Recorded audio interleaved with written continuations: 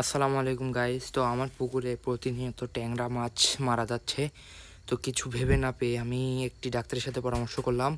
তো তিনি বলল হচ্ছে এসকেএফের টার্বোসি, যেটার মূল্য বডি রেট আছে আপনার 850 টাকা, এবং এআইবি এআইবি এটা খাদ্যের সাথে 5 গ্রাম করে দিতে বলল।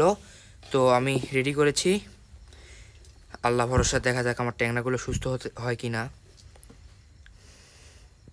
তো গাইজ, আমি পুকুরে ফিড নিয়ে আসলাম। তো চলো এবার দেখা যাক খায় কিনা, মাছ কেমন খায়।